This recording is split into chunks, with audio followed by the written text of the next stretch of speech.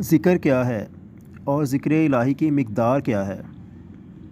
ذکر الہی کی کوئی مقدار تو نہیں ہے، لامحدود اللہ کے لیے لامحدود یاد ہے۔ ذکر الہی جو ہے الفاظ بھی ہیں، احساس بھی ہے، خیال بھی ہے، اور اس کو بے شمار بتایا گیا ہے۔ اللہ والوں نے بتایا ہے کہ ذکر الہی کیا ہے۔ ایک تو یہ ہے کہ آواز کے ساتھ اللہ تعالیٰ کا اسم پکارا جائے، سانس کے اندر اور باہر جانے کے ساتھ اللہ اللہ کیا جائے، اس کو پاس انفاس کہتے ہیں۔ اپنے سانس کی حفاظت کی جائے اور سانس کے آتے اللہ ہو کہا جائے اور سانس کے جاتے اللہ ہو کہا جائے، اس کا پورا احساس کیا جائے، خیال رکھا جائے اور اللہ ہو کہا جائے۔ اور لا الہ الا اللہ بھی ذکر ہے۔ اور ذکر کی ایک بات یہ بھی ہے کہ اقیم الصلاۃ ذکرہ، یعنی نماز قائم کر میرے ذکر کے لیے۔ اور اللہ کے ذکر کے بے شمار طریقے بتائے گئے ہیں۔ اللہ کی راہ میں چلنے والا محبت کے ساتھ جو عمل کر رہا ہے وہ بھی ذکر ہے، اور اللہ کی راہ میں فکر کرنا جو ہے یہ بھی ذکر ہے۔ تفکرون بھی ذکر ہے، تدبرون بھی ذکر ہی ہے، اور اللہ کی راہ میں خرچ کرنا بھی ذکر ہے۔ اگر پیسے والا آدمی ذکر کر رہا ہو تو اللہ اسے کہے گا اللہ ہو کہتا جا رہا ہے اور پیسہ خرچ نہیں کرتا، لہٰذا تمہارا ذکر قبول نہیں ہوگا۔ اللہ کا حکم ہے لن تنالوا البر حتی تنفقوا مما تحبون، یعنی انسان ہرگز ہرگز نہیں فلاح پائے گا جب خرچ نہیں کرے گا وہ چیز جو پسند ہے اس کو۔ غریب آدمی کیا خرچ کرے گا؟ غریب آدمی اپنے دکھ پر خاموش ہو جائے تو یہ بھی ایک طرح کا خرچ ہے۔ اس خاموشی کی بدولت غریب غنی ہو جاتا ہے۔ غریب اگر دکھ پر خاموش ہو جائے تو وہ غریب غنی ہو جاتا ہے۔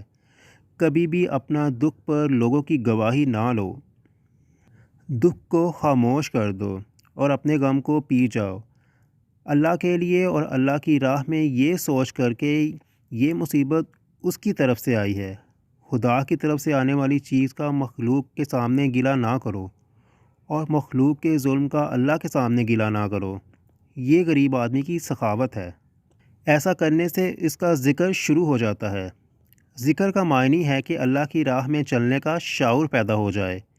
اللہ کی راہ میں چلتے ہوئے جو کچھ تم کر رہے ہو یہ سب کچھ ذکر میں شامل ہے۔ خیرات بھی ذکر میں شامل ہے، چلنا بھی ذکر میں شامل ہے۔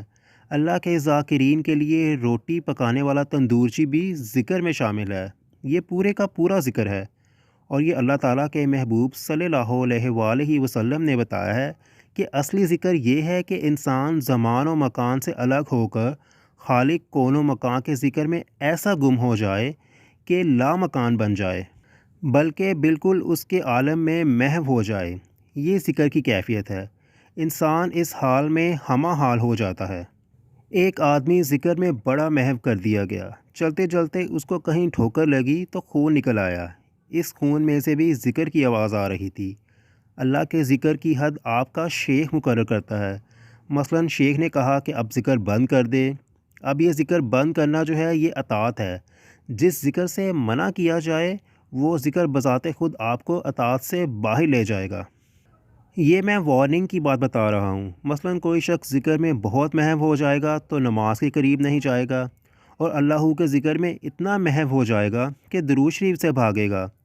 یہ میں غور کرنے والی بات بتا رہا ہوں۔ جو انسان ذکر میں زیادہ مست ہو جائے اس کے قریب جا کے پھر درود شریف پڑھتے ہیں تو اس کو ٹھنڈک محسوس ہوتی ہے، ورنہ وہ درود شریف نہیں سنتا۔ حالانکہ درود شریف کا معنی ادب ہے۔ شیخ کے حکم کے علاوہ ذکر بے باکی میں لے جاتا ہے، تیزی میں لے جاتا ہے، اڑا کے لے جاتا ہے، ادھر کا ادھر کر دیتا ہے، ادھر کا ادھر کر دیتا ہے۔ اس کے لیے ذکر کے لیے شیخ کا امر ہونا چاہیے، اور جس کا امر ہو اس کی حفاظت میں ہونا چاہیے اور اس کی سرپرستی میں ہونا چاہیے۔ بے باکی میں ذکر کرتے کرتے بعض اوقات انسان گمراہ بھی ہو جاتا ہے۔ آپ بات سمجھ رہے ہیں؟ کہیں ایسا نہ ہو کہ ذکر بھی کرتے جائیں اور گمراہ بھی ہو جائیں۔ اس لیے یہ ضروری بات ہے کہ کہیں آپ کا ذاکر ہونا شریعت سے ٹکرا نہ جائے۔ ایسے لوگ دیکھے ہیں ہم نے، اس لیے ذکر کرتے وقت بڑی احتیاط چاہیے۔